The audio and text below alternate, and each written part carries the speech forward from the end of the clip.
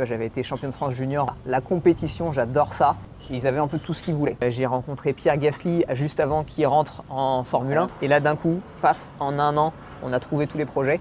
Et on a pu investir dans 6 immeubles différents. On avait mis le 4x4 DJ sur une énorme luge, une énorme plateforme. Intro.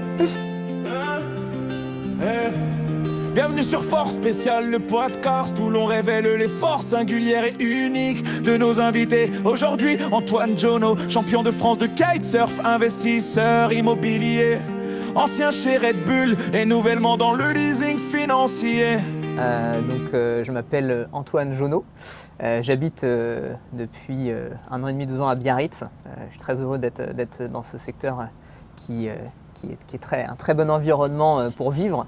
Je viens également d'avoir une petite fille, pour tout te dire, Sienna, qui est née il y a 6 semaines. Et pour être synthétique dans ce contexte, moi je suis originaire un peu de la mer et de la montagne. Donc j'habitais, mes parents avaient un club de plage d'un côté et habitaient la montagne le reste du temps, le reste de l'hiver.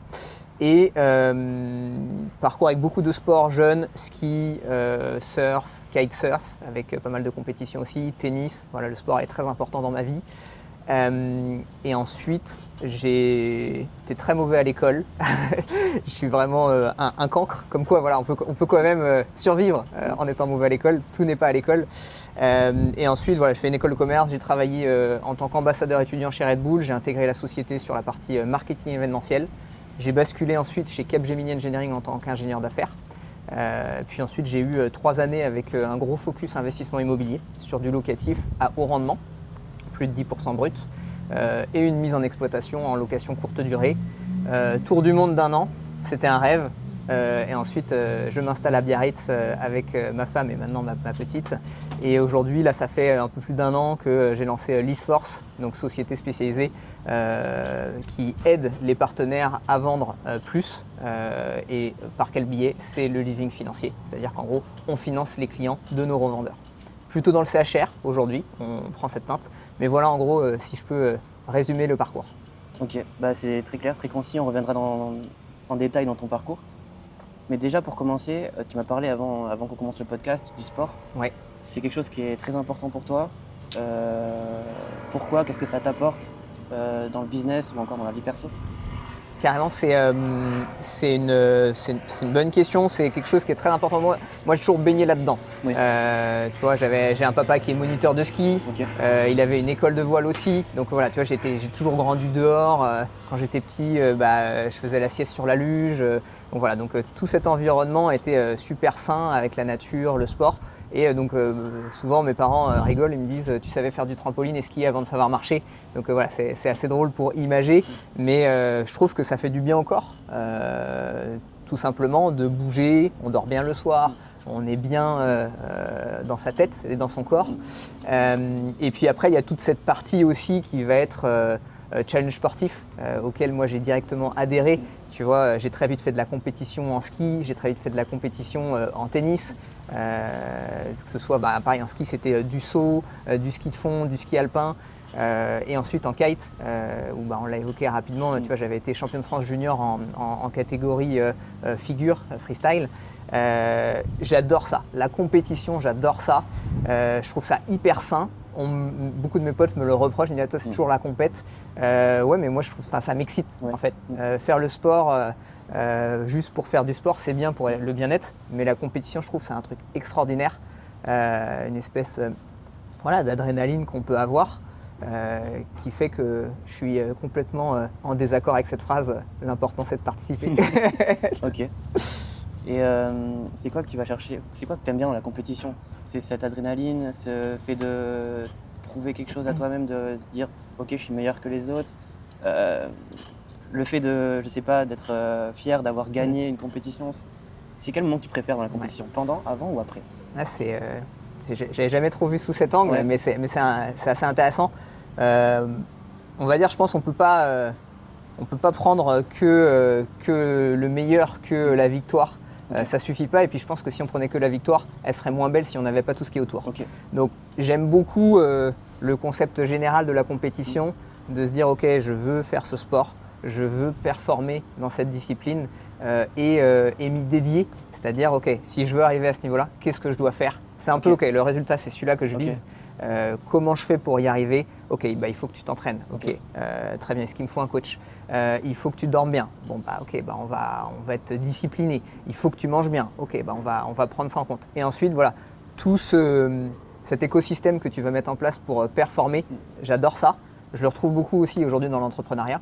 Et le sport me sert plutôt pour être bien dans l'entrepreneuriat. Mais voilà, c'est tout ce concept. Et ensuite, d'aller performer, d'aller chercher la victoire. Mais c'est ça qui est dur, c'est long, c'est laborieux, mais par contre derrière, c'est un chemin de vie qui est assez intéressant au jour le jour, de garder cette discipline. J'adore ce concept de la discipline, tu vois, de se dire, ok, je me tiens à ça et je déroge pas et je veux atteindre ça et je ferai tout ce qu'il faut pour. J'aime bien ça. Ok. Et j'avais vu d'ailleurs une étude scientifique par rapport à ça qui disait que l'ocytocine, donc l'hormone du bonheur, on la sécrète une fois qu'on a passé beaucoup de temps dédié à quelque chose et que cette chose se concrétise. Par exemple un diplôme, une compétition. Et donc finalement ce serait peut-être ça le secret. Je te rejoins complètement. Je pense que quelqu'un qui gagne au loto, qui est riche du jour au lendemain, apprécie beaucoup moins que quelqu'un qui a galéré 3, 5, 10 ans, 15 ans, 20 ans. Forcément, c'est pas la même, tu t'es pas dédié de la même façon et c'est de l'argent facile et presque. Bon, parfois, on aimerait bien que ce soit quand même un peu moins dur, on ne se le cache pas, mais c'est bien en fait que ce soit un peu difficile puisque c'est tout ce parcours qui fait que tu galères et à la fin de ta victoire, tu la savoures d'autant plus. Par contre, je suis aussi de ceux qui disent qu'il faut vraiment aussi savourer quand tu as réussi quelque chose, même si derrière les objectifs se renouvellent et tu vas voir la suite, mais il faut quand même marquer le coup. Je trouve ça hyper important de fêter les victoires. Oui, c'est vrai. Profiter du voyage autant que la destination. Exactement. Et voilà, certains disent, t'es jamais satisfait ou quoi que ce soit.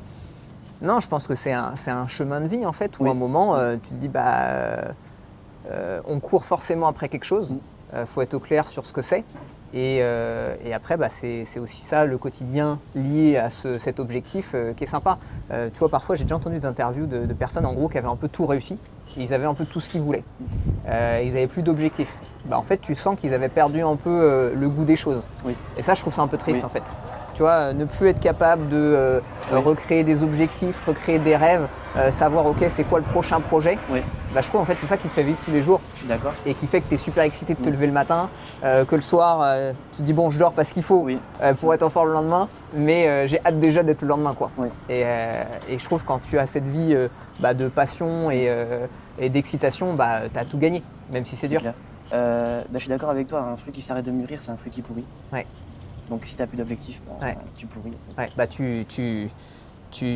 Forcément, tu vis ça aussi. Je sais que toi, tu es super dédié à ton projet. Tu m'expliquais un petit peu tout à l'heure, c'est même dur de dormir. Enfin, je sais pas, toi, comment tu vis ça au quotidien entre faut que je dorme et en même temps, faut que je bosse. Enfin, comment tu vis ça, toi, de ton côté? C'est un podcast reverse là. Je kiffe ce que je fais en fait. Donc, je me reposerai quand je serai dans ma tombe. C'est ce que je me dis à chaque fois. C'est un peu la mentalité. Le mindset, c'est bateau, hein, mais. Non, mais je le comprends. Et puis, tu es passionné par ton projet. Aujourd'hui, vas-y, je pense que c'est intéressant de savoir aujourd'hui quel est ton rythme, tu vois, entre Paris et Biarritz. Comment tu fonctionnes, c'est quoi ton quotidien? Globalement, c'est 2 jours à Biarritz, 3 jours à Paris. Et après, les 2 derniers jours restants, ça dépend. Des fois à Paris, des fois à Biarritz. Et tu vas du coup à Station F, sur lequel toi tu es en start-up là-bas. Tu es incubé, exactement. Et genre, je sais pas, raconte-moi, je trouve ça hyper intéressant de l'évoquer. Tu passes combien de temps dans le train? Comment tu gères ces trajets qui sont très longs, je crois que tu m'as dit. Raconte-moi un peu ça. En septembre, j'ai calculé pour un post LinkedIn, là, j'ai fait 160 heures de train. 160 heures de train. Train de nuit principalement. Donc, train couchette? Train couchette. Et tu dors ou tu bosses? Tu bosses, mais plus sur l'appli Note de ton téléphone parce que l'ordi, tu peux pas le sortir. Ah, ok. Puis dans le train, il y a souvent des gens qui parlent fort au téléphone. D'ailleurs, j'ai une théorie par rapport à ça, c'est que je me suis dit, en fait, il y en a, ils savent pas écrire. Aujourd'hui, en fait, nous, on a l'habitude d'apprendre à écrire, etc. Mais il y en a, ils savent pas encore écrire. Du coup, ils parlent que par vocal. Ça, c'est insupportable dans le Ouais, train. ouais. Les gens qui sont pas bons. Ouais. Ça, c'est l'envers du décor. Ouais, tu le fais parce que tu sais pourquoi tu le fais, mais c'est Oui, pas forcément super voilà. agréable, quoi. C'est ça, mais entraînement difficile, guerre facile. Ouais. Quand tu arrives du train, nuit un peu galère, etc., Ouais. et que là, tu es à Station F, Ouais. tu arrives avec une mentalité de fighters, Ok. et c'est ce qui fait la différence, je pense. Ouais. Ouais, t'es fatigué, mais c'est pas grave. C'est pas grave. Tu t'oublies parce que t'es tellement passionné. Voilà. Non, mais c'est un rythme assez fou. Ouais. Je pense que c'est compliqué de le tenir sur le long terme, mais aujourd'hui, tu sais Voilà. pourquoi tu le fais, Sur quoi. long terme, c'est compliqué, mais c'est incroyable quand tu arrives le matin, tu te brosses les dents à Station F.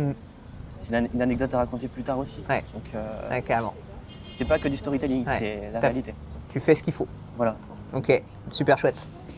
Merci d'avoir posé ces questions. Avec plaisir.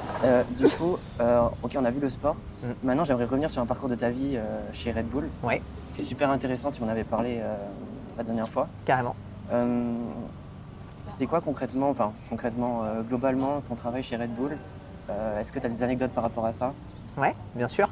Je pense que j'ai eu le job salarié le plus cool du monde pendant 6 ans.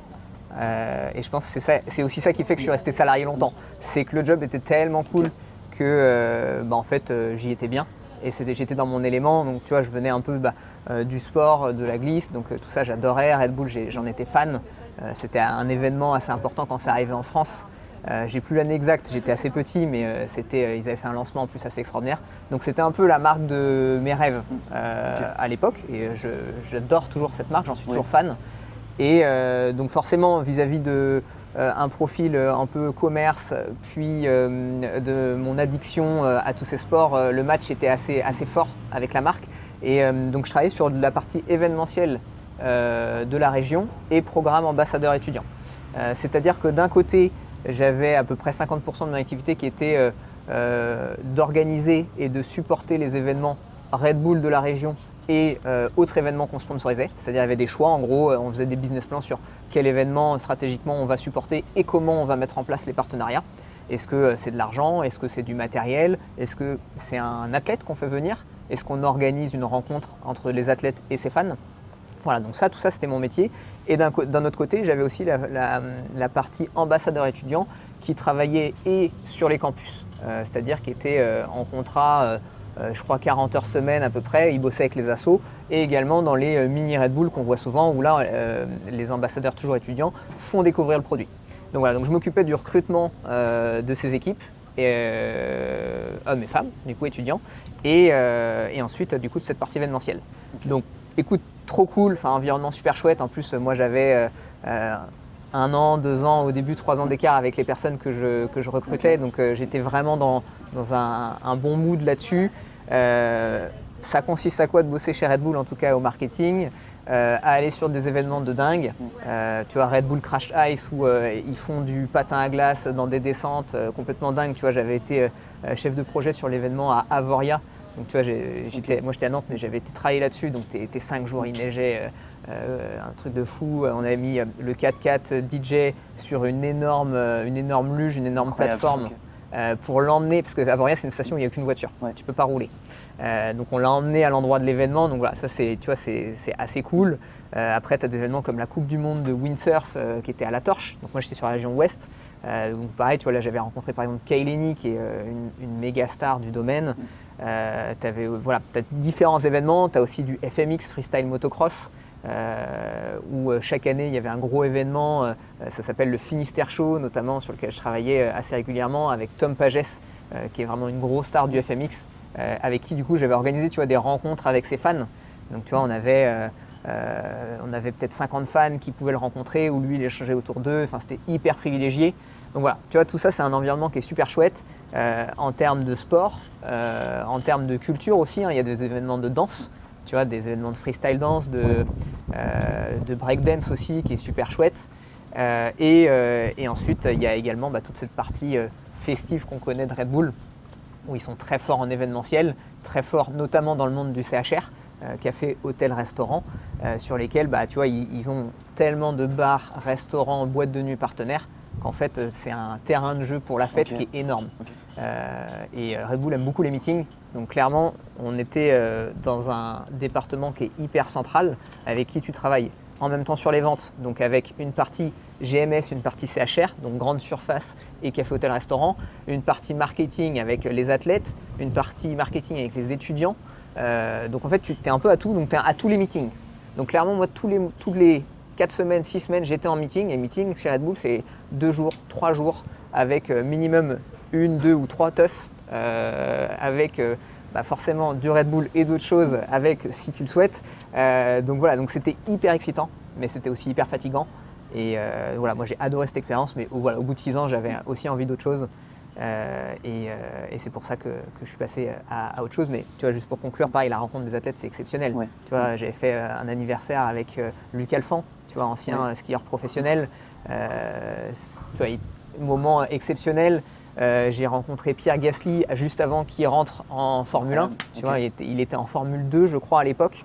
Et les gars qui s'occupaient des athlètes me disent oui, tu vois, lui, je pense qu'il va pas tarder à passer en Formule 1. Ils avaient raison. Voilà, après tu le vois à la télé, le gars. Bon, Tom Pagès, on l'a évoqué tout à l'heure. Et après, voilà, plein de pros des disciplines. Et c'est assez chouette de côtoyer ces gens-là qui sont sur le toit du monde de leur discipline. Ouais, ok. Et qui ont un mindset forcément de tueur et de gagnant.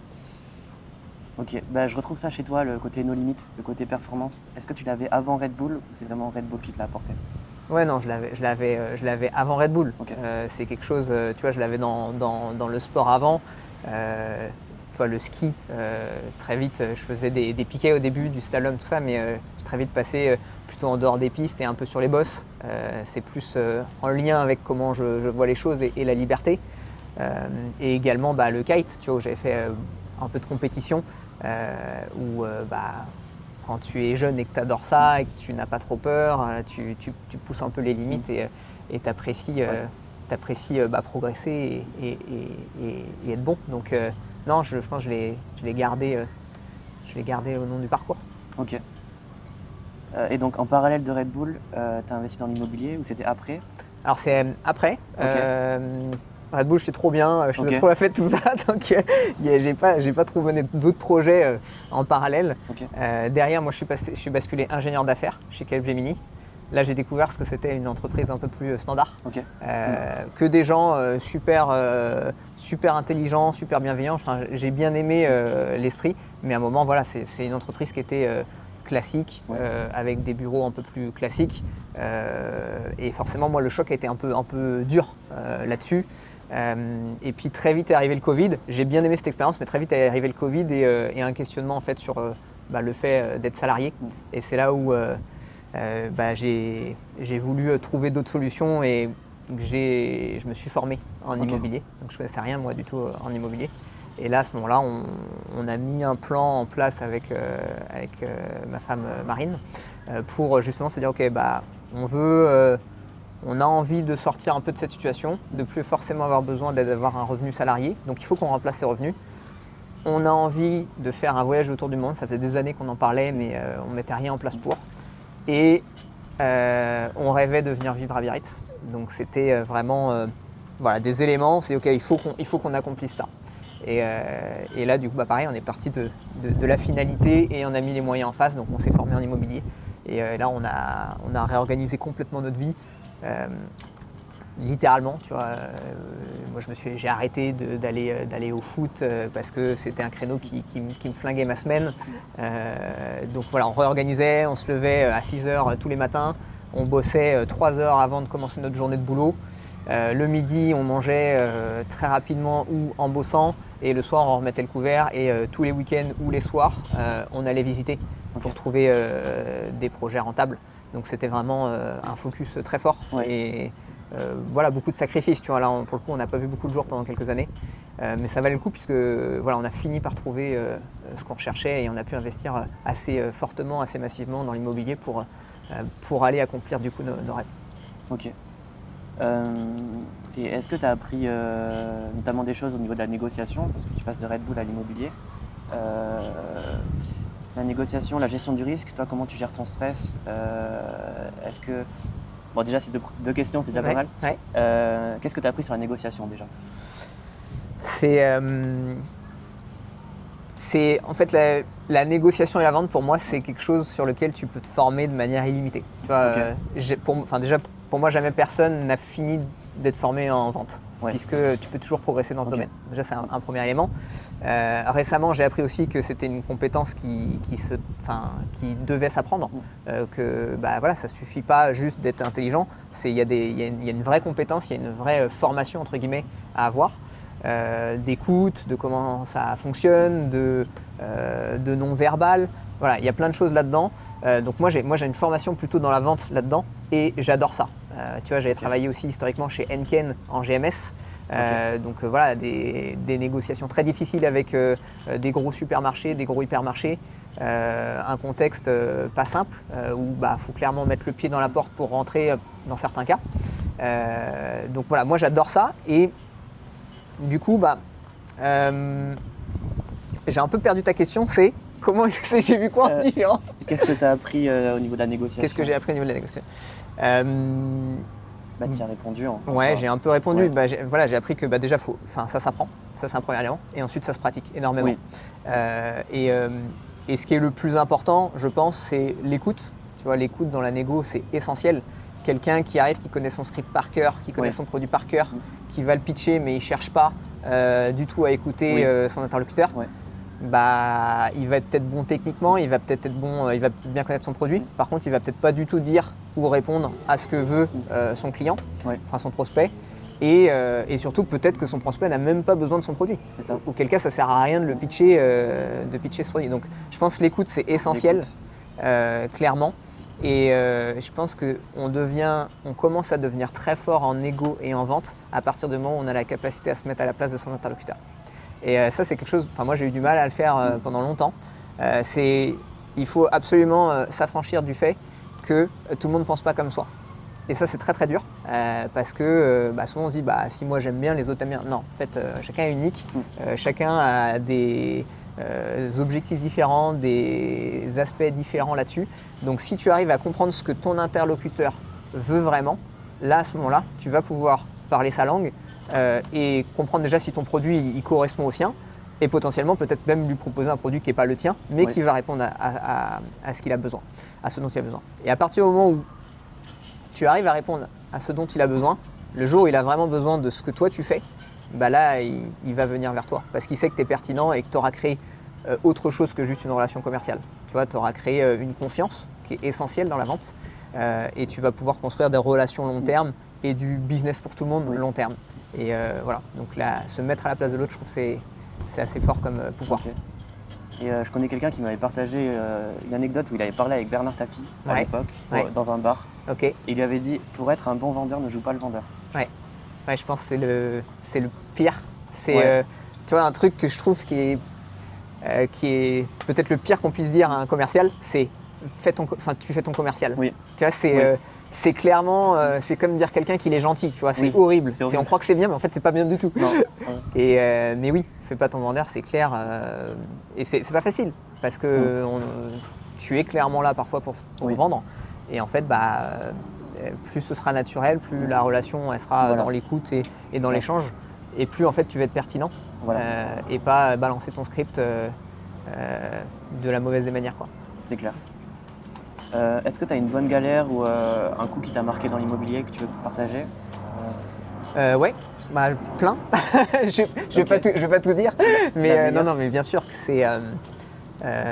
qu'il y a des choses qui sont très compliquées et je pense dans quoi que tu fasses à un moment, à partir du moment où tu entreprends des choses, tu auras des galères, c'est inévitable. Forcément, si tu fais rien, tu te mets pas trop en danger, donc tu vas pas avoir de galère. Par exemple, moi sur un chantier, c'est un chantier qui devait durer 4 mois, il a duré 1 an et demi et j'ai changé 3 fois d'entreprise. Donc tu vois, ça c'était vraiment un coup très dur. J'ai été vraiment au fond du seau. Quand ton entreprise, tu sens que tu as un peu trop payé par rapport à ce qu'il a avancé, mauvaise gestion de ma part, tu vois, donc tu apprends quand même de tes erreurs et que tu sais que là l'entreprise elle est en train de se cracher en face et qu'ils ne vont plus pouvoir avancer et que c'est comme ça, de toute manière il n'y a plus rien à en tirer parce que l'entreprise met la clé sous la porte, c'est dur quoi, parce que tu vois, toi déjà tu te dis je perds de l'argent parce que déjà j'en gagne pas, parce que j'exploite pas, je perds de l'argent parce que j'ai trop payé vis-à-vis de ce qu'ils ont fait et je vais devoir re-rentrer dans un process de consultation d'entreprise, de vie avec des sociétés que je ne connais pas forcément, quoi. Donc en fait, tu recommences tout ce process. Et ça, je l'ai fait, j'ai eu 2 entreprises qui se sont loupées dessus. Donc en gros, 3 sociétés, 1 an et demi. J'ai dû refaire un prêt parce que ça passait pas. En gros, sinon ça aurait été vraiment très compliqué. Et là, à ce moment-là, c'est sûr, ton cerveau, il se met dans une démarche de trouver des solutions parce que à un moment, t'as pas l'argent, t'as pas l'argent. Enfin là, clairement, moi, j'avais pas l'argent. Donc soit j'ai eu de la chance dans ce mauvais contexte, c'est que la banque, dans son intérêt aussi, que le prêt soit remboursé, a rallongé une ligne de crédit. Mais si j'avais pas ça, clairement, soit je partais à la recherche de fonds auprès de personnes avec qui j'aurais proposé un rendement dessus, soit j'aurais peut-être trouvé des associés, soit j'aurais vendu. Mais oui, tu te prends des galères. Et pour éviter les galères, quand même, c'est quand même bien de bien se former avant. Alors on ne peut pas se former dans tous les domaines, mais plus tu es préparé à quelque chose, tu limites quand même un peu le risque de galère. Et après, tu es dans le jeu et il faut trouver les solutions en fonction des problèmes que tu as. Mais ça, c'est notre quotidien de tous les jours. Ce qui m'intéresse aussi, c'est que chez Red Bull, c'était plus la vitesse. Ouais. Là, c'est l'immobilier. Est-ce que quand tu as commencé l'immobilier, tu t'es dit, OK, c'est un marathon, pas un sprint, dans ta tête comme ça, tu étais plus préparé aux différentes difficultés ou pas du tout? Ça s'est fait au fur et à mesure? Non, pas du tout. Je pense qu'on on pense toujours que ça allait plus vite que la vitesse à laquelle ça va réellement. Et c'est peut-être pas plus mal, parce que si on savait ce qui nous attendait, parfois je sais pas si on irait.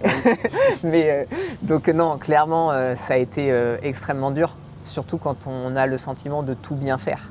C'est-à-dire on s'est formé très fortement, tu vois, très scolairement avec des infopreneurs. C'est-à-dire qu'on connaissait bien le process, donc techniquement on était fort. Mais c'est pas parce que techniquement tu es fort que sur le terrain tu es fort. Parce qu'en gros, on était prêts. Et là, dès que le Covid, dès qu'on a pu recirculer, on s'est mis à beaucoup visiter.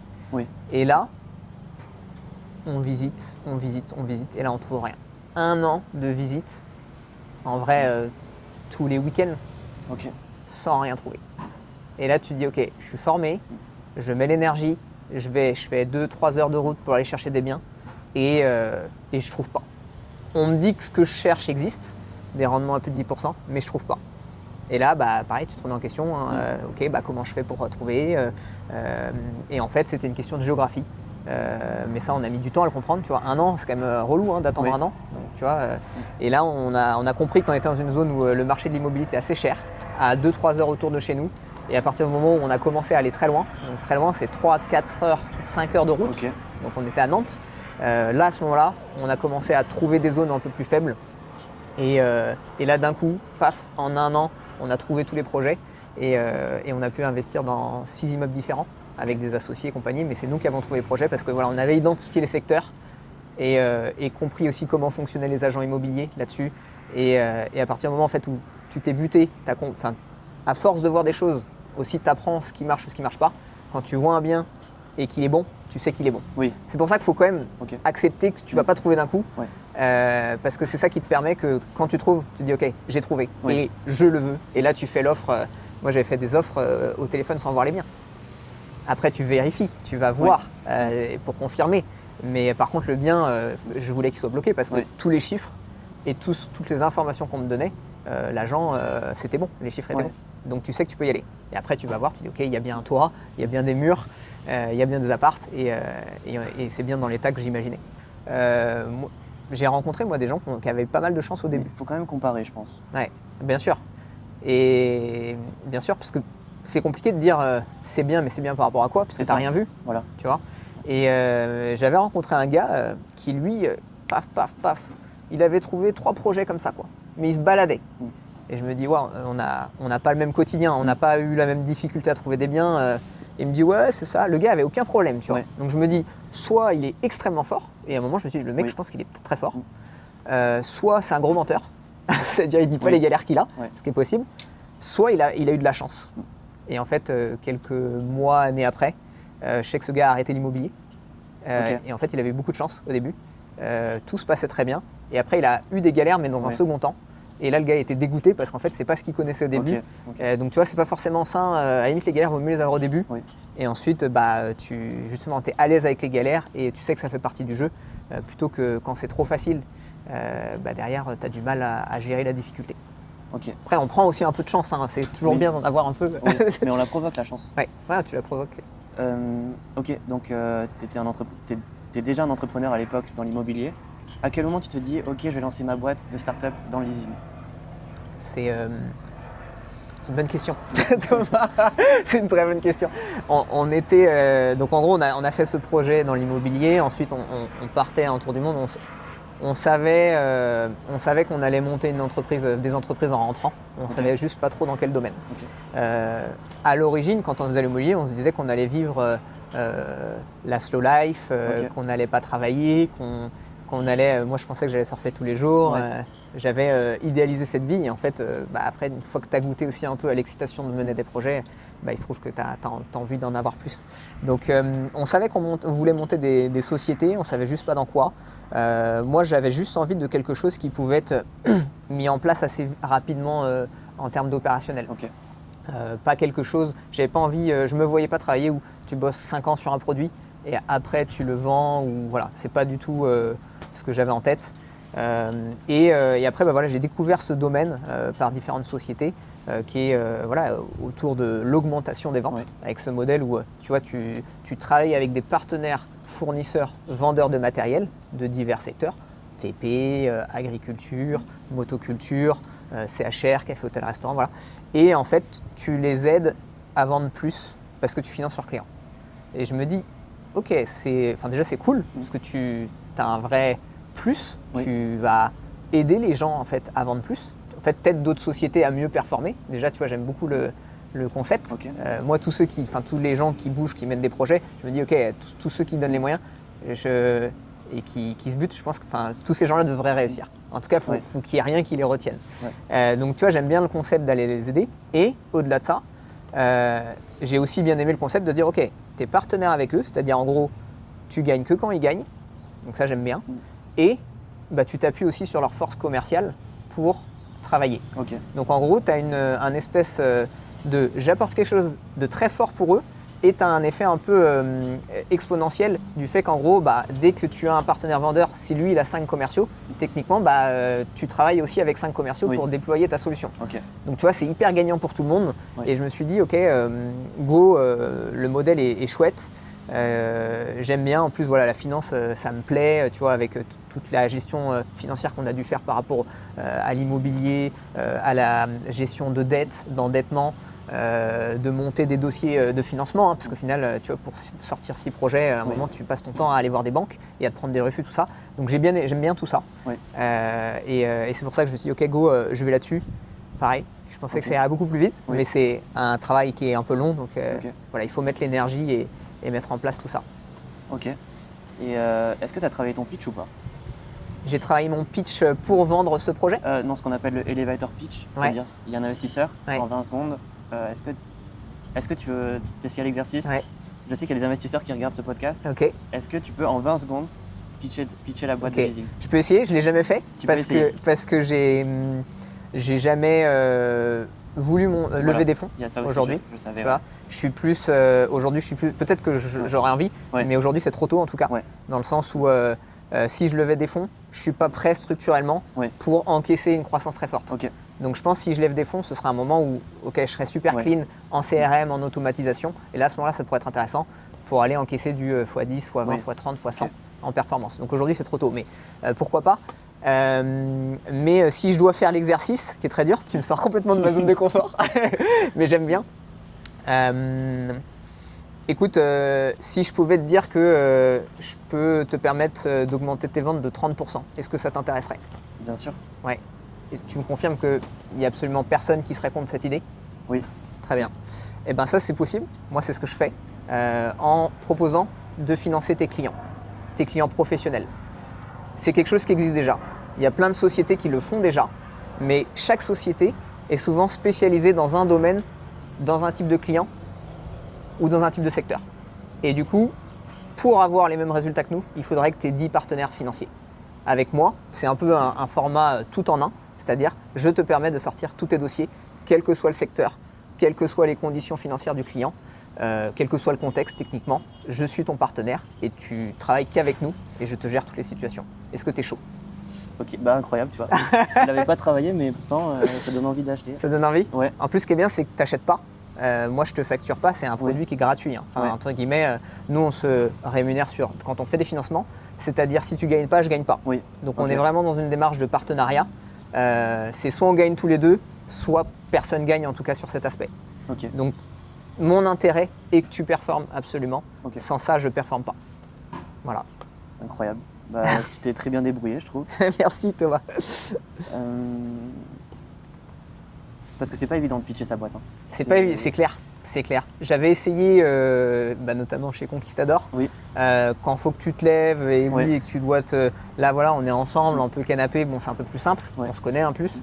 Mais quand tu dois te lever, tu as 10, 20 personnes devant toi, ta boîte, elle n'est pas très vieille, tu te prends un petit coup de pression quand même et puis souvent, tu dis pas forcément aussi ce que les gens ont envie d'entendre. Donc, tu vois, c'est un peu comme en vente. Oui. Si tu veux bien pitcher, c'est quand même bien de savoir qui t'as en face Voilà. et ce qu'il aime bien. C'est ça. Est-ce que la personne, elle veut que de la performance? Est-ce que la personne, elle veut des histoires?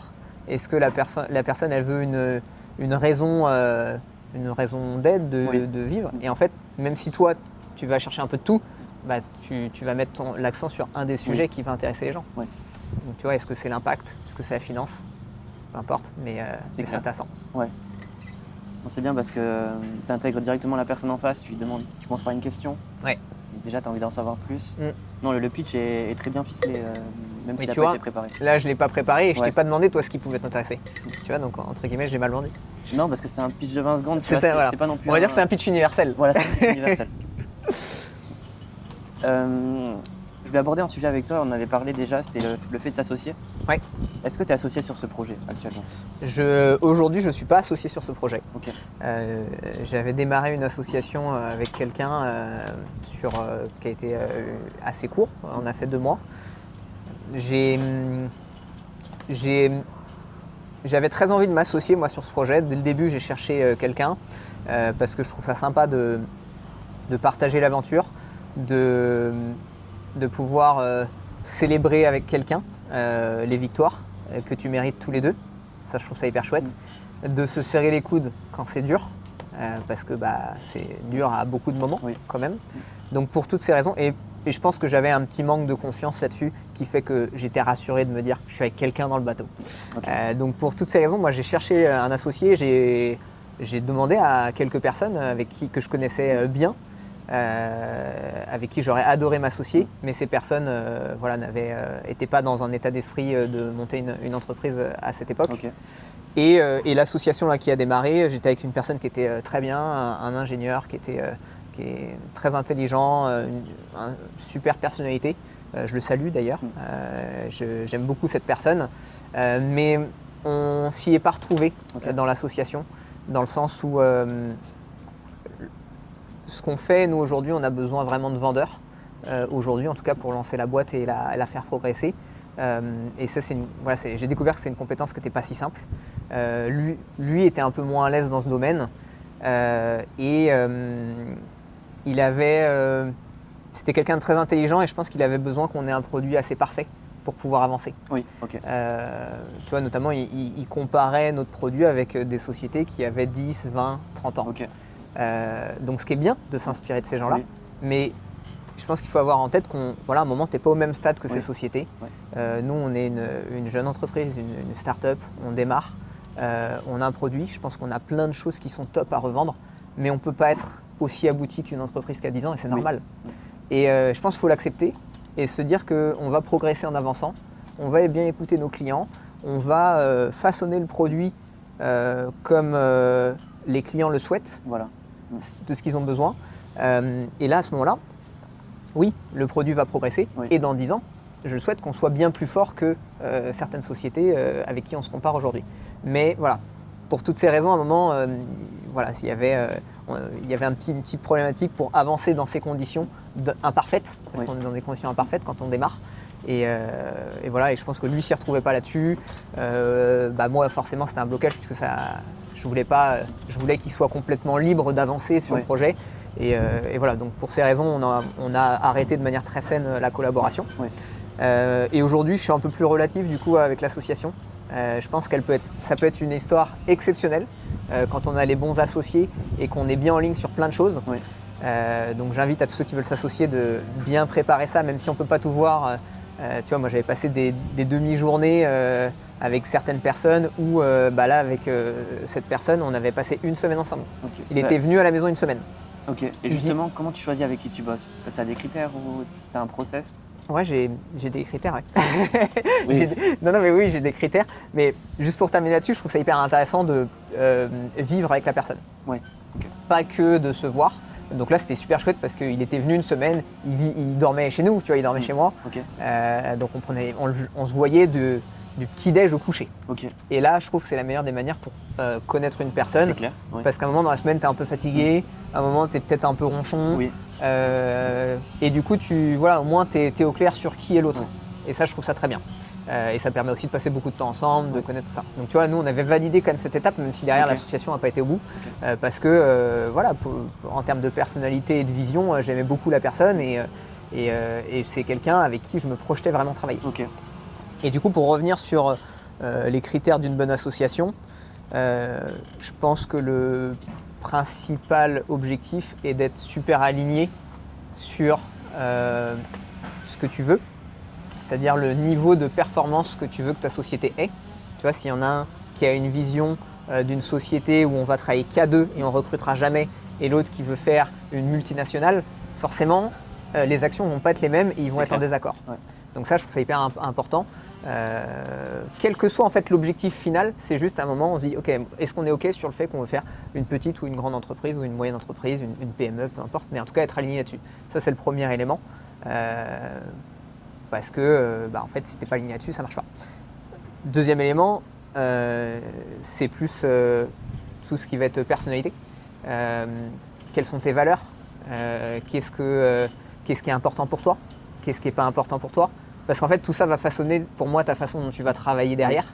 Et si par exemple, il y en a un, les valeurs vont être ultra humaines et l'autre vont être uniquement de la performance à tout prix, pareil, tu as un non-match pas possible et ça, il faut l'identifier rapidement. Ouais. Tu vois, ça c'est tes valeurs. Est-ce que la famille c'est important pour toi?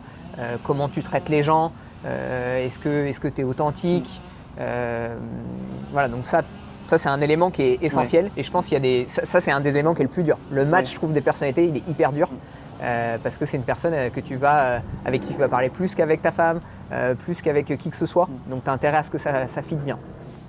Et ensuite, un autre élément qui est clé que je trouve, c'est quel est le niveau quel est ton niveau d'investissement? Qu'est-ce que tu as envie de mettre en énergie dans cette entreprise? Pareil, si tu en as un qui dit « moi, un bon 35 heures, je suis bien », et l'autre qui est prêt à s'envoyer un 80 heures, ça peut être bête, tu vois, souvent on dit « oui, les heures, ça dépend de ton fixé ». Non, en fait, ça dépend de ton fixé, évidemment, mais entre quelqu'un qui va bosser 20 heures et quelqu'un qui va bosser 80 heures, forcément, déjà, il y aura des différences de résultats, et forcément, il y a des différences d'état d'esprit et une frustration énorme qui va se créer entre les deux profils. Donc ça va pas du tout fonctionner. Et ça, tu as intérêt à être bien aligné là-dessus.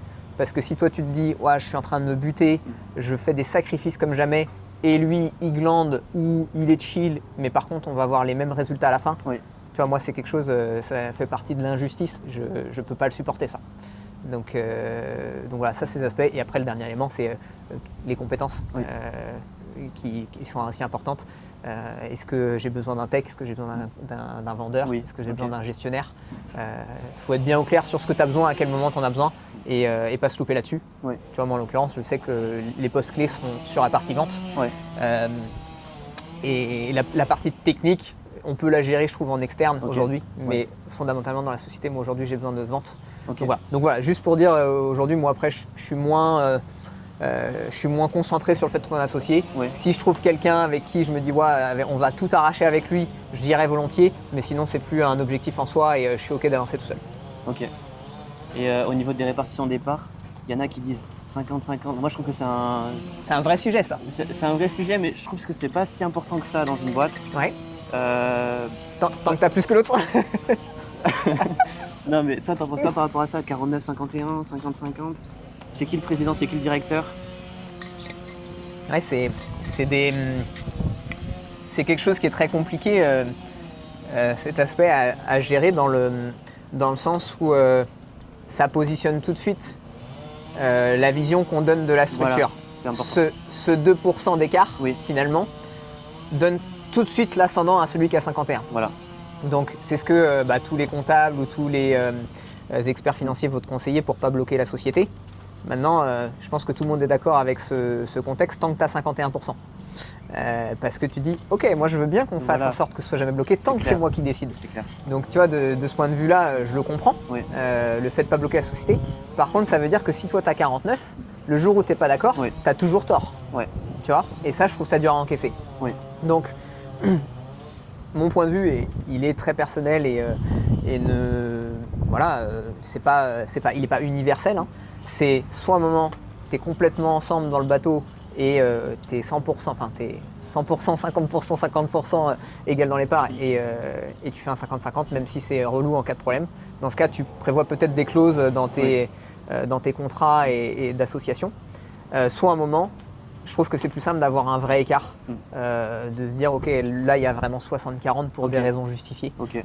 Soit la personne a mis plus d'argent, soit la personne va s'investir plus, qu'il y ait une vraie raison et là à ce moment-là c'est pas discutable, tu vois, quand tu mets des tels écarts.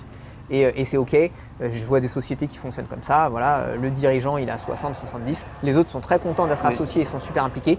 Mais voilà, c'est comme ça, c'est clair, il y a une différence qui est justifiée d'une raison et je trouve ça plus simple. Ok. Mais le 51-49, je le trouve raide, même si il est recommandé. C'est ça. Je suis à 51-49, on est transparent sur le podcast, sur un projet. Ok. Mais j'étais clair. Toi, t'es à avec 51 lui. ou t'es à 49? J'ai 49.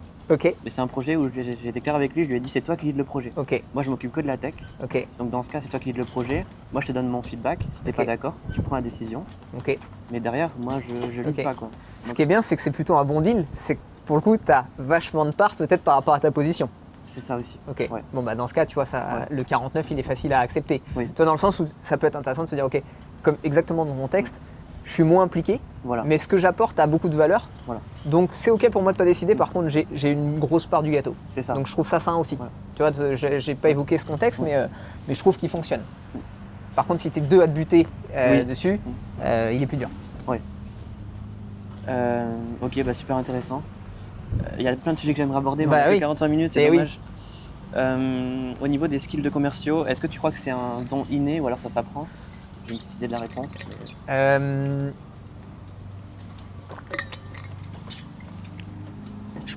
Je pense pas que ça puisse être un don inné. Pour moi, c'est impossible de naître une star du commerce sans travail, parce qu'à un moment, il y a quand même des techniques que tu vas devoir apprendre, que tu peux pas connaître de base, tu peux pas avoir la science infuse là-dessus. Par contre, je pense qu'il y en a qui sont beaucoup plus, qui ont des prédispositions. Est-ce que tu es à l'aise déjà avec les gens? Est-ce que tu aimes bien communiquer avec les gens? Est-ce que tu es ouvert à ça? Est-ce que tu as du bagou? Ça, c'est des qualités que tu peux avoir qui sont un peu intrinsèques, qui fonctionnent bien. Donc tout ça va t'aider à être un bon vendeur. Par contre, n'avoir que ça ne suffit pas à être un bon vendeur. Donc pour moi, le top, c'est d'avoir ces aspects, on va dire, clés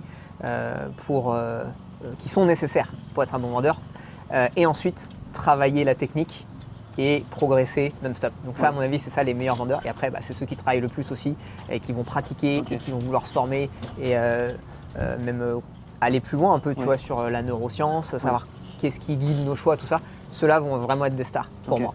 À l'inverse, quelqu'un qui va être vraiment pas dans la communication, introverti, vraiment de manière très forte, ça va être beaucoup plus dur. Je pense que techniquement tout le monde peut y arriver à la fin, mais quelqu'un qui est vraiment renfermé sur lui, ça va être très très dur dans la communication. Ça va être un effort surhumain et il va être lessivé tous les soirs. Après, est-ce que c'est le meilleur chemin qu'il veut faire? Je pense que celui qui veut y aller, à un moment, s'il est capable de mettre les actions, il va finir par y arriver. C'est ça. Mais si c'est un effort trop dur, est-ce qu'il n'y a pas d'autres sujets sur lesquels tu peux être meilleur et apporter ta pierre, quoi? Ok. Et là, est-ce que si tu avais un exercice à donner, bon, je sais que c'est difficile de donner un exercice comme ça, mais si tu en avais un à donner, ce serait quoi à quelqu'un qui veut développer sa compétence de commercial? D'apprendre à poser des questions. Ok. Je pense que ça, c'est un vrai sujet. Des questions le plus ouvertes possible. Pas est-ce que tu as faim? Tu vois, je sais pas, là, t'es comment en termes de faim? Tu vois, c'est un peu plus ouverte. En fait, des questions où ça répond pas oui ou par non, et s'entraîner à ça. Et ça marche dans tout, tu vois. Qui que tu rencontres, toi, moi je suis hyper curieux, même, plus c'est spécifique, plus c'est atypique, plus je suis curieux. Et apprendre à poser des questions, parce que déjà tu vas apprendre plein de choses. Donc c'est assez chouette culturellement, d'apprendre plein de choses. Et tu vas bien connaître les gens. Donc tu vois, c'est sympa aussi de savoir ça. Donc apprendre à poser des questions, apprendre à rebondir. Et tu vois, rebondir, ça peut être assez simple. Ça peut être, la personne termine en gros sa phrase par moi j'aime bien faire les courses. Ça peut être juste faire des courses. Ou quand tu dis faire des courses, et en fait la personne elle va aussi derrière, on dit oui, faire des courses, moi j'adore aller au marché, j'adore faire les boutiques, et en fait tu vois, rien que cette petite phrase, c'est comme si tu mettais une petite pièce dans la machine. C'est clair. Voilà. Et tu vois, tu n'as pas beaucoup besoin de parler au final quand tu fais ça. Et là tu vas réunir en fait plein d'infos, tu vas bien connaître les gens, tu vas comprendre où sont leurs infinités, qu'est-ce qu'ils aiment bien, qu'est-ce qui les anime au quotidien. Et puis après tu vas dire ok, toi qui adores ça, j'ai ce qu'il te faut. Tu vois, même dans la vie, tu vois, toi qui adores aller au marché, va au Halles de Biarritz. Elles sont trop bien. Elles sont ouvertes tous les jours. Tu as juste envie de tout acheter. Et tu vois, et donc un conseil, apprendre à poser des questions. Incroyable. Et après, tu pourras en faire de l'or. Incroyable. L'exercice, c'est juste poser des questions ouvertes, pas fermées. C'est ça. Et c'est très dur. Quand tu demandes, les premières questions qu'on va poser vont très souvent être fermées. C'est un vrai reparamétrage du cerveau. Oui, c'est clair. Et toi, tu vois une différence depuis que tu appliques ça avec tes prospects? Bien sûr, la différence est énorme. Sur quoi tu vois que ça change dans tes relations et dans tes performances? Tu apprends plus à connaître la personne déjà. Et puis généralement, ça permet d'aborder des sujets un peu plus profonds, pas que de surface. Exactement. Donc c'est des éléments que tu peux utiliser pour relancer la conversation. Bien sûr. En fait, pour réseauter, c'est obligatoire. Bien sûr. Des questions là. Tu peux aller trouver aussi des matchs sur des domaines, tu vois, qui sont complètement hors du sujet de base. Tu vois, je sais pas, les enfants, les activités, tout ça. Tu peux trouver des points de convergence que tu apprécies, échanger avec. C'est ça, et même faire des passes. Complètement. Tu fais des passes à quelqu'un, derrière la personne te renvoie à quelqu'un, ça c'est fou aussi. Complètement. Faire des passes à des gens qui te renvoient des gens en retour parce que carrément. Il y a ce sentiment de réciprocité. Exactement. Et puis que tu donnes aussi ce sentiment à l'autre que un moment tu es là pour l'aider quoi que ce soit. Tu vois. C'est ça. Tu cherches ça. Attends, moi je sais pas faire ça. Par contre lui il est très fort. Tu devrais l'appeler. Tu vois, c'est ça, on se le fait souvent, tu vois, entre nous. Tu vois, la joie qui était dans le montage pour tes vidéos, moi c'est quelque chose qui m'intéresse. Je te dis, ok, parle avec ce gars ou regarde ce gars, il est très fort dans ce que tu fais, tu vas progresser, il va t'aider, tu vois. Et c'est clair que c'est hyper important. Tu apportes un peu de la valeur sur plein de sujets possibles. C'est ça. Là, je vais sauter quelques questions parce qu'on a débordé un petit peu. Le podcast s'appelle Force Spéciale. Selon toi, c'est quoi ta force spéciale? C'est un très bon nom de podcast déjà. je trouve ça très sympa comme nom de podcast, et la question est pas simple à répondre. Je suis obligé de meubler du coup pour préparer une réponse technique de vente, parler d'autre chose et qui te permet de réfléchir. Si je devais choisir une force spéciale, je dirais qu'elle est dans la gestion de projet. Tu vois, j'estime que je ne suis pas une ultra star d'un sujet. Tu vois, c'est-à-dire à un moment, tu vois, il y en a qui sont vraiment hyper forts sur un sujet ultra pointu. À part peut-être la vente que j'adore, que j'affectionne, mais je veux dire, j'estime pas que je sois vraiment une méga star d'un sujet. Par contre, je pense que quel que soit le projet, je peux arriver facilement à m'adapter pour pouvoir mettre en place ce qu'il faut pour être bon et mettre en place un projet. C'est-à-dire en gros, exemple immobilier, je ne connais rien d'immobilier, très bien. Je veux faire ça. Qu'est-ce qu'il me faut pour le faire? Il faut que je sache comment on calcule une renta. Il faut que je sache comment on calcule des travaux. Il faut que je sache comment je cherche un bien. Il faut que je connaisse ma fiscalité. Est-ce que je fais du nom propre? Est-ce que je fais de l'entreprise? Quel type d'entreprise? Comment je vais être imposé autour de ça? Ok, il me faut tout ça. Très bien. Je vais chercher les infos où elles sont, même si je ne les ai pas. Et je vais travailler. travailler. Et après, je vais devenir fort à ça. Et en fait, je trouve que quand tu pars dans cette idée, tu deviens très vite expert. Bien sûr, à condition de ne pas trop s'éparpiller. Oui. Tu vois, je suis beaucoup sur un état d'esprit de un projet à la fois. Oui. J'aime bien cette phrase de on peut tout faire, mais pas tout en même temps. Oui. Okay. Et du coup, si tu es laser là-dessus, tu dis ok, mon projet c'est d'aller là, il me faut ça pour y aller, je bosse et ensuite je vais devenir expert et je vais y arriver. Et ça, je pense qu'il y a plein de personnes en fait qui ont un peu de mal à appréhender ça, de se dire, tu vois, parfois tu le vois un peu dans les gens qui veulent se reconvertir, ils sont un peu bon, qu'est-ce que je sais faire? Alors c'est sûr, c'est toujours mieux, c'est plus facile si tu sais faire un truc, tu vas l'amplifier en bossant et tout ça. Mais à un moment aussi, je trouve que c'est aussi intéressant de s'enlever un peu des limites, de se dire, bah si je veux faire ça, c'est sûr, demain tu te dis je vais être chirurgien, bon, il n'y a pas 15 000 chemins, c'est un peu différent. Mais si je veux faire ça, techniquement je peux le faire. Il faudra juste que je travaille, peut-être plus que les autres, mais c'est possible. Donc je dirais que c'est ça la force spéciale, c'est gestion de projet et pas trop se mettre de limites sur ce que tu as envie de faire. Et après, ça vient aussi avec la confiance de se dire ok, je peux le faire et je vais travailler. Par contre, il faut aussi accepter qu'il faut falloir travailler. Oui. Gros élément. C'est clair. Du coup, il y a plusieurs forces qui rentrent en compte. Il y a la curiosité, capacité à apprendre, capacité à focus, capacité de leadership. C'est ça. Mais tout ça, je le mets quand même sur de la gestion de projet qui est sympa maintenant. Tu vois, faut aussi être au clair sur ce que tu sais faire ou ce que tu sais pas du tout faire. Tu vois, moi, je suis pas technique, je le serai jamais, c'est pas une volonté et c'est ok. Par contre, faire un produit technique, j'ai pas forcément de blocage là-dessus, parce que je me dis, j'irai chercher les personnes qui sauront faire. Et je connaîtrai juste ce qu'il faut pour avancer. Mais tu vois, c'est des choses, faut aller chercher les compétences aussi où elles sont. Ok. Toi, tu es bon techniquement, je sais que je pourrais te poser plein de questions. Moi, c'est plutôt la technique, moi, l'aspect commercial, du moins au début. Tu vois, regarde, c'est exemple parfait. T'es pas quelqu'un de très extraverti de base. Non. A priori, t'es pas un vendeur né. Non. Et aujourd'hui, tu fais des pitchs devant des vingtaines, cinquantaines de personnes sur ton projet avec des hooks hyper stylés. Tu m'as montré. Tu vas parler à des gens comme ça. Enfin, en vrai, moi, je suis assez... je suis très respectueux de ça. Tu vois, je sais que c'est pas forcément un truc sur lequel tu es fort de base, mais tu sais que c'est nécessaire et que tu as envie de progresser là-dedans et tu deviens fort. Tu vois, moi, quand tu montes tes vidéos où tu pitches devant les gens, je me dis, waouh, le gars, c'est pas forcément son truc de base, mais c'est en train de le devenir. Donc tu vois, c'est bien, ça montre bien qu'à un moment, c'est aussi dans la tête, c'est des limites. T'étais pas forcément prédisposé à ça, et je suis sûr que là, tu commences à être bon et que dans quelques années, on dira, ouais, mais Thomas, il est né commercial. Alors que pas du tout. T'as juste bossé comme un chien. Et c'est ça il est là le mérite, tu vois. Ouais, merci beaucoup. C'est clair. En fait, moi, je me dis juste, c'est quoi par rapport à mes objectifs? C'est ça. Juste d'aller pitcher. Ouais. C'est rien. Ouais. Et du coup, je pitch. C'est rien et c'est nécessaire. Et c'est nécessaire. Tu as besoin de le faire. Ouais. Donc, tu le fais. Même quand tu galères vraiment à obtenir de la visibilité et qu'on te propose de pitcher devant 50 personnes, mais c'est une opportunité de fou. Carrément. Que plein de gens refuseraient.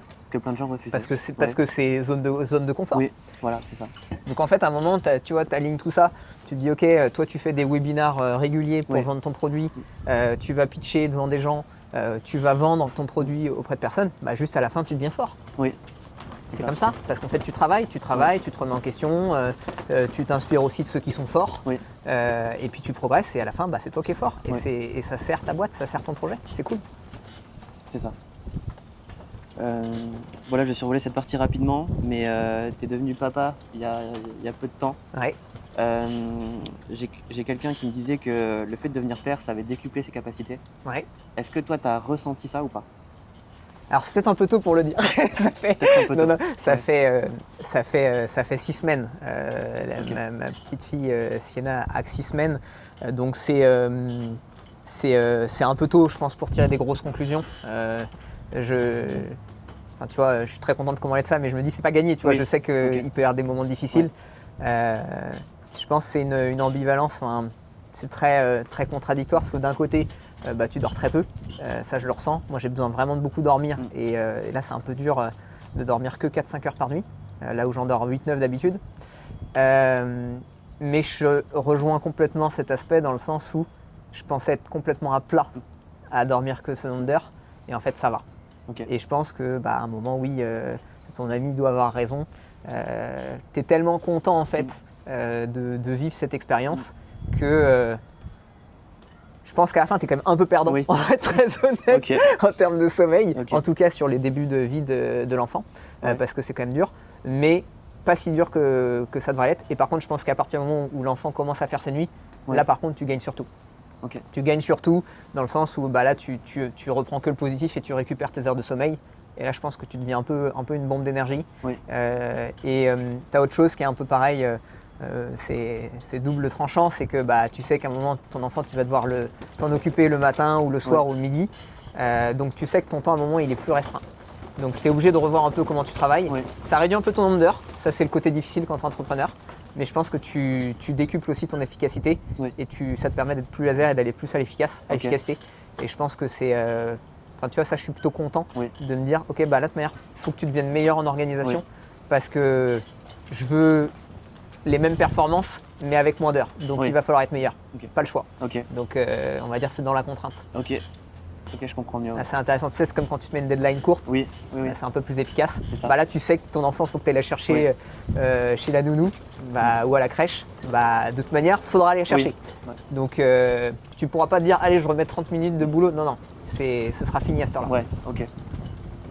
Et bon, là, c'est une question un peu plus deep. Mais si ton enfant écoute ce podcast dans 10 ans, t'aimerais qu'il retienne quoi de toi? T'es pas obligé de répondre. Non, non, c'est très drôle comme question. Je sais pas, j'aimerais bien que mon enfant soit fier, tu vois, fier de ses parents, Ok. fier de son papa, qu'il soit fier des valeurs qu'on lui a données.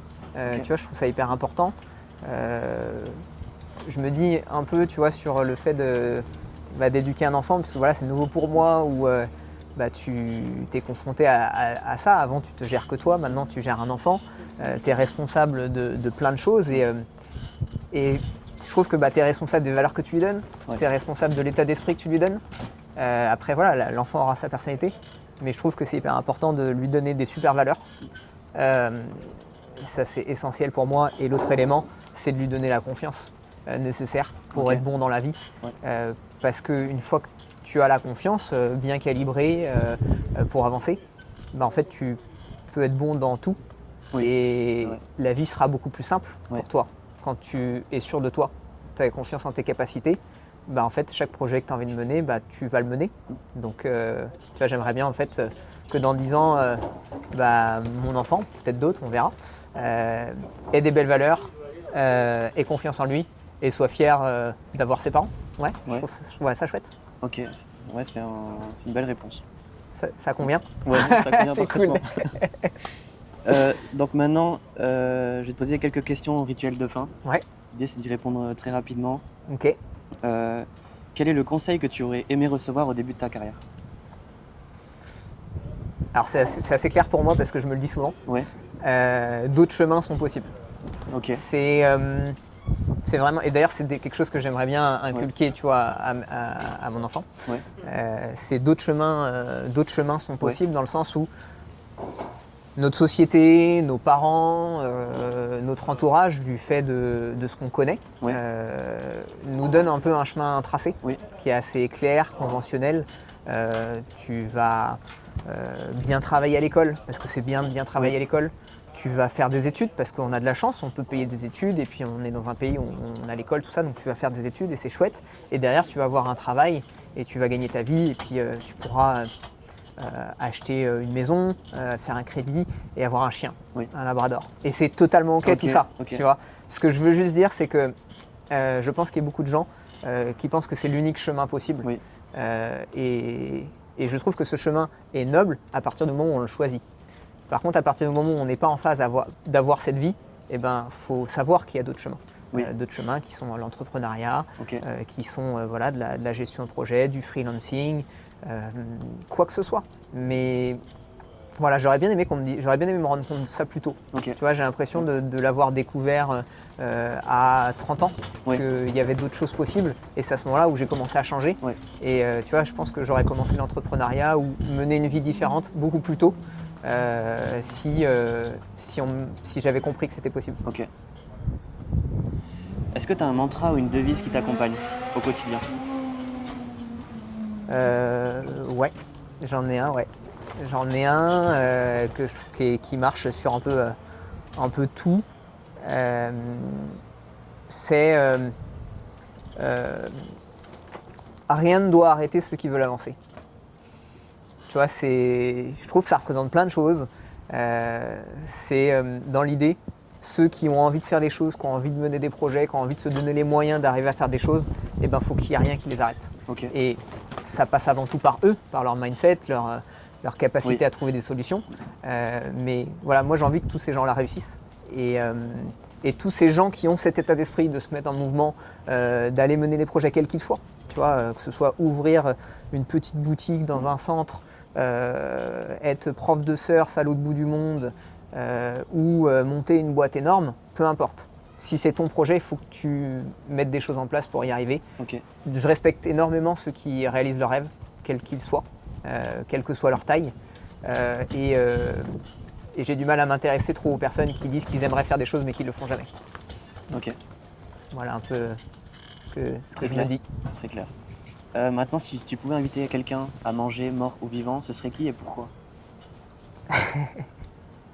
Une personne? Une personne. Ça va faire des clivages cette réponse, mais c'est pas grave. Je pense qu'aujourd'hui j'aimerais vraiment manger avec Anthony Bourbon, Okay. Qui est vivant, qu'on voit d'ailleurs sur un événement dans des jours. Donc peut-être qu'on va pas manger avec lui, mais peut-être qu'on va boire un verre avec lui, Oui. ou un café. Pourquoi? Alors clivage énorme autour de cette personne que je comprends tout à fait sur certains sujets. Malgré tout, j'ai énormément de respect pour lui parce que c'est quelqu'un qui s'est donné les moyens de tout arracher, qui a bossé vraiment comme un chien alors qu'il vient d'un milieu qui est quand même assez basique. Tu vois, il n'avait pas d'argent dans sa famille, il a monté une belle boîte. J'aime beaucoup son énergie de tueur, tu vois, de gars qui a envie de réussir et de faire réussir d'autres gens aussi. Je trouve qu'il est assez au clair sur le fait qu'à un moment, la vie elle est dure et personne ne te fait de cadeaux. En fait, je pense qu'il emmerde énormément de monde parce qu'il dit des vérités que tout le monde ne dit pas. Et en fait, du coup, ça fait chier les gens parce qu'en fait, il est au clair que y a ceux qui se bougent le cul, il y a ceux qui se bougent pas le cul. Oui. Et tous ceux qui se bougent pas le cul, je pense que c'est un peu dur de l'entendre. Et après, bon, il est un peu extrême tout ça, mais je pense que pour réussir, tu as besoin d'être un peu extrême. Okay. Sans ça, la mesure, à part essayer de plaire à tout le monde, je trouve qu'elle fonctionne pas beaucoup. Tu vois, pour moi, tous ceux qui réussissent, ils sont pas dans la mesure, ils sont dans la démesure, ils sont dans l'extrême, ils sont dans le focus total. Oui.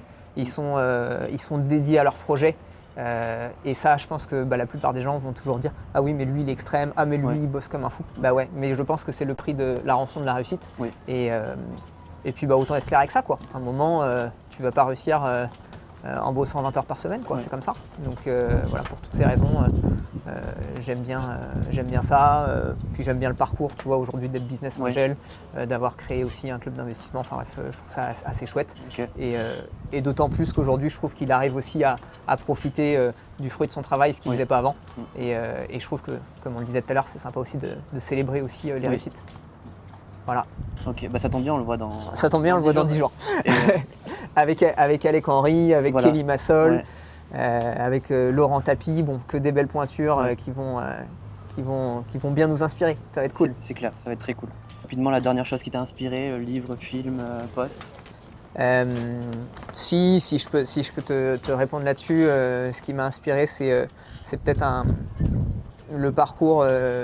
il me semble, je crois que c'est Grant Cardone, qui est un peu la star de la vente aux USA, qui est vraiment une égérie du domaine. En fait, j'adore ces histoires de personnes, d'humains, qui, ce gars, en fait, il était juste pas bon vendeur, tu vois, c'est un peu ce qu'on évoque tout à l'heure. C'était un mauvais vendeur, et puis il a réussi à faire sa place, et il a dédié sa vie à ça. Et il a commencé à être vendeur de voitures. Et à bosser comme un fou. Tu sais, on parlait tout à l'heure de toujours progresser. Ouais. Et le gars, il vendait des voitures et dès qu'il faisait une pause, il écoutait des choses sur la vente ou des vidéos sur la vente et il devenait meilleur. Chaque jour, il devenait meilleur, un peu, jusqu'à exploser toutes les ventes de la concession, jusqu'à ensuite commencer à coacher des sociétés, un peu un par un sur les ventes, jusqu'à monter une société qui est sans commune mesure sur la vente, écrire des livres, avoir une présence sur les réseaux qui est incroyable et à être une vraie star de la vente. Donc, et aujourd'hui, c'est une marque, ce gars, et il n'a plus rien à prouver. Enfin, tu vois, aujourd'hui, il n'a plus qu'à justement rester dans l'écoute de ses clients pour proposer toujours un service qui est meilleur. Et donc, ça permet d'un côté d'avoir des clients super qualifiés qui savent où ils mettent les pieds, et de l'autre côté, d'avoir aussi des personnes qui ont envie de donner leur vie à cette société parce qu'ils sont en phase avec tout ce qu'ils transportent et avec toutes ces valeurs et avec le fait d'être hyper fort en vente. Et tu peux voir un peu de vidéos sur YouTube où tu vois des entretiens d'embauche de jeunes vendeurs qui veulent travailler pour lui parce qu'ils savent tout ce qu'ils vont apprendre dans cette société et qui sont profondément convaincus par ce qu'il fait et par les valeurs qu'il a. Et tu vois les entretiens d'embauche, les gars, t'as l'impression qu'ils veulent, c'est des légionnaires qui vont à la guerre. Et en fait, ils viennent postuler. Et tu vois, quand tu arrives à ce niveau d'impact sur la société, chapeau, monsieur Grant Cardone, au-delà de la vie incroyable que vous avez, mais génial d'arriver à ces résultats. Est-ce que tu pourrais citer un lieu que tu aimes bien pour souffler après une longue journée? Ouais, j'adore la plage d'Île Biarritz. Ok. En gros, il y a 2 zones que j'adore à Biarritz. Moi, j'habite pas très loin de la côte des Basques. Bon, de manière générale, j'adore la région, c'est top. Mais en gros, j'ai un peu soit je pars d'un côté, soit je pars de l'autre. Mais si je pars côté Espagne, j'adore la plage d'Île Biarritz. C'est une plage qui est un peu plus naturelle. Il y a la sorte de maison hantée, tu vois, qui est en l'air avec le golfe autour. J'adore cet endroit. Je trouve ça hyper ressourçant. En plus, il y a souvent des belles vagues. Et sinon, dans l'autre sens, plus côté ville, j'adore le point de vue au niveau du Café de Paris, où tu vois la grande plage. Je trouve ce point de vue est super sympa, plus citadin. Mais c'est mes petites balades du soir pour vider un peu toute la pression de la journée. Ok. Et toi? Toi, t'aimes bien aller où? Moi, j'aime bien le Port-Vieux. Port-Vieux? Le Port-Vieux, me baigner dans la tempête. Ok. Dans le port? Dans le port. Non, le Port-Vieux, c'est... Port-Vieux, c'est là où il y a les... Oui, c'est pas le port, c'est juste à côté. Ouais. Là où il y a les baigneuses qui vont... Voilà, là où il y a les ours blancs. Ah, ça c'est cool. Ça c'est ton spot préféré? Là, ça me permet de me vider l'esprit. C'est pas mal. Je me baigne et voilà. Juste à côté du rocher de la Vierge? Voilà. Pas mal. Là, t'es bien. Ouais, j'avoue, c'est cool. Mais Île Biarritz, c'est déjà ressorti dans le podcast. C'est marrant, ouais. Ok. C'est un bel endroit. C'était Marie qui disait ça, Île Biarritz. Puis il y a des petites adresses sympas. Oui. Pour pas les citer, la plancha, très sympa avec leurs petits bars en rond. Oui. J'adore les petites adresses comme ça. Et puis l'été, tu as le Blue Cargo qui est juste derrière, qui fonctionne bien. Oui. Et il faut qu'il fasse beau. Voilà, c'est ça. Merci beaucoup pour ce podcast. C'était trop cool, Thomas, vraiment. C'était un plaisir. Et maintenant, s'il y a des gens qui veulent te retrouver, ils te suivent où? Sur quelle plateforme? Exactement. Alors, si on veut me suivre, c'est plutôt sur LinkedIn aujourd'hui. Ok. J'essaie d'être sur les réseaux, mais j'ai du mal à être sur tous. Oui. Donc aujourd'hui, je suis plutôt sur LinkedIn à Antoine Jonneau, tout simplement. ANTOUNEJONEAU. Donc il faut juste taper ce nom. Et puis après, je suis toujours sur Instagram avec le même prénom et le même nom, j'ai pas changé. Et voilà. Donc pas hésiter à connecter. Toujours chaud de rencontrer des gens qui ont plein de projets, qui sont super chauds, comme toi. Merci. Encore merci d'avoir accepté de participer à ce podcast. Maintenant, pour finir, j'aimerais juste que tu dises une phrase, que tu finisses cette phrase. Parfois, le leasing, c'est... Et là, tu donnes la fin de la phrase en regardant la caméra et ça va lancer. Et ça clôture. Ça clôture le podcast. Ok. Parfois, le leasing, c'est... Parfois, le leasing, c'est... Ok. Parfois, le leasing, c'est compliqué et on n'a pas toujours des solutions dans tous les contextes. Mais avec nous, on le rend simple et fluide. Et voilà, on est là pour vous simplifier la vie et vous faire du chiffre d'affaires. C'est notre raison d'être. Bienvenue sur Force Spéciale, le podcast où l'on révèle les forces singulières et uniques de nos invités. Aujourd'hui, Antoine Jonneau, champion de France de kitesurf, investisseur immobilier, ancien chez Red Bull et nouvellement dans le leasing financier.